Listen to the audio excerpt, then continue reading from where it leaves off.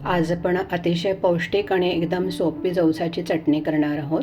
त्याच्यासाठी आपण जवस घेतलं आहे, मीठ घेतलं आहे, लाल तिखट आहे, हिंग आहे, जिरं आहे आणि लसूण आहे. त्यासाठी सर्वप्रथम आपण जवसाला ड्राय रोस्ट करून घेणार आहोत.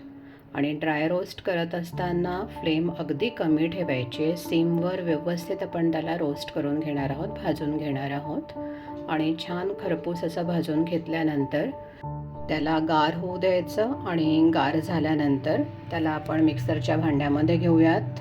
आणि मिक्सरमध्ये घेतल्यानंतर त्यासोबत बाकीचं सगळं जे साहित्य आहे ते सुद्धा आपण त्याच्यामध्ये घालणार आहोत. सर्वप्रथम आपण जिरं घेतलं आहे. जवळपास मी 1.5 चमचा इथे जिरं घेतलेलं आहे.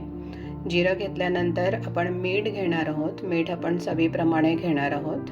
आणि त्यानंतर जे लाल तिखट आपण घेतलं आहे ते लाल तिखटसुद्धा आपण चवीप्रमाणे घेणार आहोत. त्यासोबतच हिंगसुद्धा आपण घातलं आहे. इथे मी जवळपास 2 मोठे चमचे लाल तिखट घेतलेलं आहे. आपल्या चवीप्रमाणे तुम्ही त्याला कमी जास्त करू शकता.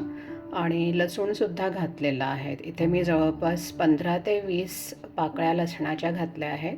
जर का लसूण चालत नसेल तर आपण त्याला स्किप करू शकतो. त्यानंतर आपण त्याला मिक्सरमध्ये ग्राइंड करून घेणार आहोत. आणि ग्राइंड करत असताना हे सुद्धा आपल्याला लक्षात ठेवायचं आहे की त्याची अगदी फाईन पावडर आपल्याला करायची नाही आहे. चटणीसारखं टेक्स्चर आपल्याला त्याचं मिळायला पाहिजे. आणि अशा प्रकारे ओमेगा 3 फॅटी ॲसिडने समृद्ध आपली जवसाची चटणी तयार आहे.